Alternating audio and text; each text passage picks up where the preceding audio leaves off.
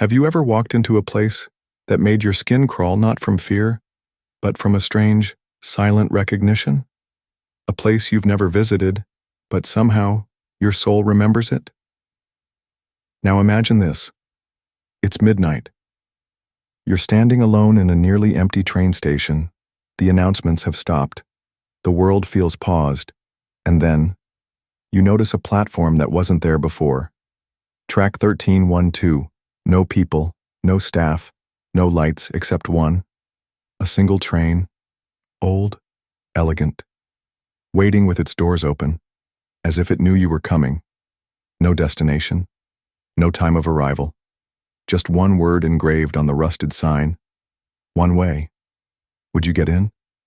David Keller did, and that's when his journey began. Not across cities, not through time, but through his own forgotten past. This is not just a story about a train. It's a story about a man who boarded something much deeper, a second chance, hidden in motion. After what felt like minutes, maybe hours, he stood frozen at the mouth of track 1312. The world behind him, busy, loud, real, was fading like a half-remembered dream, and in front of him was something entirely different. This platform wasn't just quiet, it was hushed, as if the very air respected the mystery standing before him. No vending machines, no posters, no noise, just an endless stretch of black steel rail. And the train. It wasn't like any train he'd seen before, the kind you only find in old movies or dusty photographs. Elegant black body, brass lining, windows with red velvet curtains drawn shut. It looked expensive, ancient, almost sacred. But more than that, it looked like it was waiting. For him. He stepped closer. The station lights behind him flickered. The world seemed to take a breath and hold it. Camera-style visual suggestion. Close-up of David's hand gently brushing the side of the train. Reflections dance across the polished metal surface. A soft vibration hums beneath his fingers, as if the train has a heartbeat. There was no conductor, no guard, no footsteps, no announcements. Only one detail stood out, a plaque beside the open door. One way, no return, midnight departure. And right above it, the clock. 12, 34, 35, 36. His hand trembled slightly as he reached for the rail. But it wasn't fear. It was something deeper. Somewhere in his mind. He knew. This wasn't a trip. It was a transition. He climbed the steps slowly. Each one felt heavier than the last, as if his very memories resisted the motion. But his body didn't stop. And the moment both his feet were inside, the doors closed behind him. Softly. No slam. No jolt, just a whisper, like a secret being sealed. David Keller had boarded a train that wasn't listed on any schedule, with no crew, no destination, and no explanation. Only one truth remained certain. This train didn't take you somewhere. It took you back to the parts of yourself you buried long ago. The door closed behind David, with a sound that wasn't mechanical. It was personal, like a final decision being made. Inside, the air was warm, but not comforting. It smelled of old wood, aged leather, and something else, nostalgia soaked in sorrow. The carriage stretched endlessly in front of him, lined with antique velvet seats, brass lamps gently glowing, and carpets that whispered beneath his feet. Everything felt too still, like the train was waiting for more than just motion. Then he saw them. They weren't talking. They weren't even blinking. Just sitting. Quiet, like mannequins in a dream. A woman in a black wedding dress, veil still covering her face. Her gloved hands held a photo, blurred with age and tears. An old man in a military uniform, medals pinned, staring at the empty seat across from him, lips trembling as if stuck in an unfinished goodbye. A teenage boy, headphones over his ears but no sound playing. His fingers tapped a silent rhythm to a song long forgotten, and at the far end, a little girl holding a snow globe, turning it slowly, again and again, each shake making the world inside swirl. A tiny cabin, a frozen tree, a shadow in the glass. David didn't speak, not out of fear, but because something told him. Every passenger on this train was carrying a memory too painful to say out loud. And now, so was he. He found a seat, not too far, not too close. The moment he sat, the train moved. It didn't start with a jolt. It glided, like slipping through a dream. Outside the windows, not cities, not tunnels, but shifting colors, like memories floating by in reverse. He tried to ask the woman in the wedding dress a question. Her head turned slowly. She didn't speak, but her eyes whispered, "This is not your first time here. You just don't remember." David turned away. His fingers brushed the window. It wasn't cold glass, it was warm. And in it, he didn't see his reflection. He saw his younger self, sitting alone in a hospital waiting room, hands shaking, eyes searching for someone who never came back. The passengers didn't need luggage, because what they carried couldn't be packed. Grief, regret, love left unsaid, time left unused. This train wasn't a route. It was a reckoning. Suddenly the train lights flickered. A new sound, heavy boots, walking slowly. A door opened at the end of the carriage, and a new figure stepped in, tall, in a conductor's uniform that shimmered like smoke, face hidden beneath a shadowy hat. He held no whistle, no ticket book, just a list, and David's name was on it. The conductor didn't say a word. He walked past each passenger slowly, deliberately. His boots made no sound on the velvet carpet, but David felt every step in his chest. He passed the woman in the wedding dress. She clutched her photo tighter. The snow globe girl covered her eyes. The boy with headphones pressed pause. When the conductor reached David's row, he stopped. He tilted his head slightly, then extended the list. Ancient parchment, names glowing faintly. David looked at it. There it was. Keller, David, window seat. "But I didn't book this journey," David whispered. The conductor didn't reply. Instead, he pointed to the window. David turned, but this time, what he saw wasn't light or motion. It was memory. A schoolyard. David, age 8, sitting alone on the steps as other kids play. A woman walks away in the distance. He waves. She doesn't turn back. His chest tightens. His breath catches. He knows this moment. He had buried it, forgotten it, or thought he had. This train wasn't taking him somewhere. It was taking him back to moments he never dared revisit. Each window showed a memory, raw and unfiltered. Some were quiet.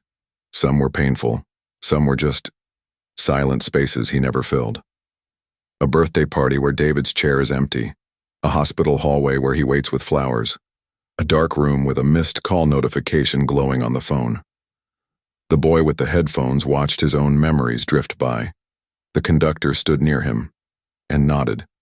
The boy wiped his eyes, then put his headphones back on. David turned to the conductor again. "Why am I here?" The conductor spoke for the first time, a voice like wind through trees. "Because you never said goodbye." David looked down at his hands. They were shaking, not from fear, but from something older, something colder. Guilt. Suddenly, the train began to shift, not in speed, not in direction, but in reality. The ceiling stretched, the walls pulsed, the aisle narrowed like a tunnel. Lights flickered between past and present.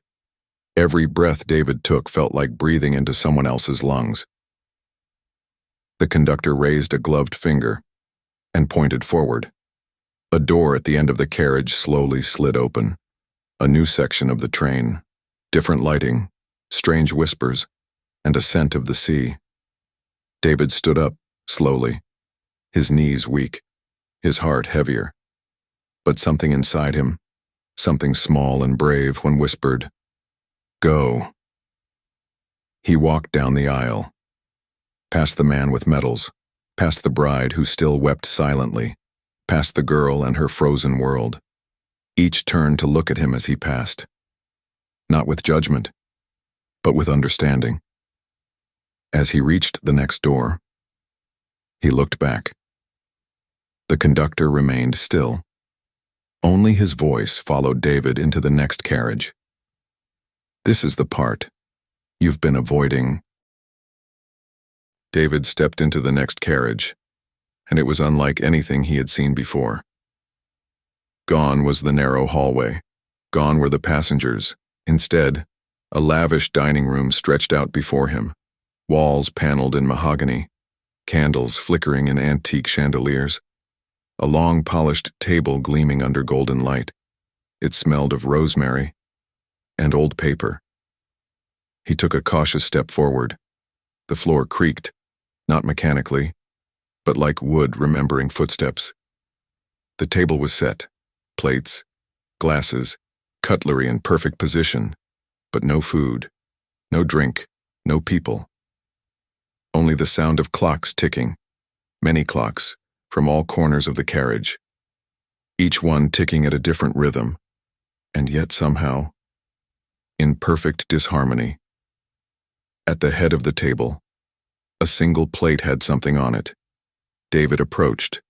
It was a folded letter, sealed in red wax, his initials engraved into it, DK.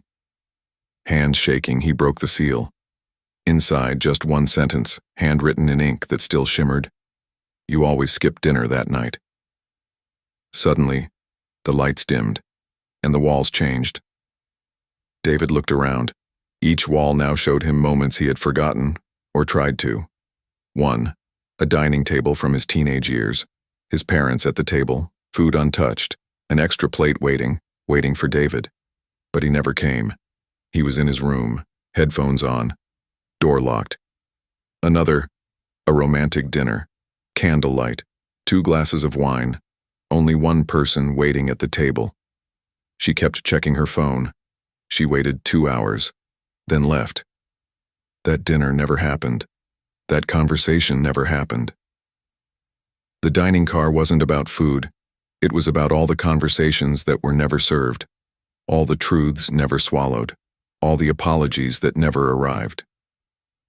David sat down at the long table, right where the letter had been. He placed his hands on the polished wood. It was still warm, not from the candles, but from presence. Then, the candles flickered violently. The clocks all stopped. Everyone, in perfect, deafening silence. David stood. A door slid open at the far end of the dining car. It wasn't made of wood. It wasn't metal.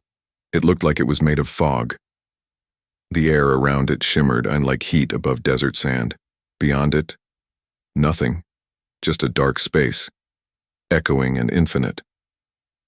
Whatever lay beyond that door wasn't a memory. It was something else. Something David had never dared look at. Not in the mirror. Not in dreams. Not in the truth he buried under years of silence. He took a breath and stepped forward. David stepped through the fog, and the air changed. It wasn't cold, it wasn't warm, it was still, like the universe had stopped spinning for just a moment to let him breathe. Before him was no carriage, no seats, no lights, no walls, just a single path, a narrow walkway suspended over what looked like a vast, endless void, black but not empty. It shimmered, with stars, echoes, memories, and at the end of the path stood a mirror, tall, framed in silver, unmoving, but inside it David saw not himself, but a version of him, younger, brighter, lighter. That version of him was laughing, chasing a cricket ball, falling in love, dancing in rain, writing stories no one ever read. The version of him that still had hope, still believed in second chances, still called home. Behind him, The fog door still stood, silent and open. The dining car waiting. The others, all still seated. Waiting. And then, the voice returned. Not the conductor. This time, it was his own voice. Not loud, not thunderous, just honest. You're not here because you died, David. You're here because you stopped living. David looked down. His hands were no longer shaking. He was still here, still breathing. He stepped closer to the mirror. The version of him inside smiled and held out his hand. Suddenly, a sharp crack echoed. The mirror began to fracture, a single line running down the middle, then 2, then 10. And with it, the ground beneath him rumbled. The stars around the void began to swirl, spiraling upward like smoke. He had a choice: stay here, in the silence of unfinished stories, or return to the noise of life, the pain, the apologies, the mess. His chest rose, one deep breath, and with a single step, David turned away from the mirror and ran. Ran toward the fog, toward the unknown, toward life. As he passed through the door, the train behind him shattered into stardust. The tracks collapsed into memory. The carriages folded like paper. The dining table, the bride, the boy, the conductor, all became light. Scene fades in, a hospital room, bright, clean, real, a heart monitor beeping steadily. And on the bed, David, eyes slowly opening. Not everyone who loses themselves dies. Some just, get lost. But sometimes, the train gives them a second chance. David looked around. Tubes in his arms, family waiting at the corner, asleep in chairs, phone buzzing beside him, sunlight streaming through the window. He smiled, weakly, but real. A window in the hospital showing a quiet sunrise. Outside, faint in the clouds, the silhouette of a train track disappearing into the sky. Not every journey ends in goodbye.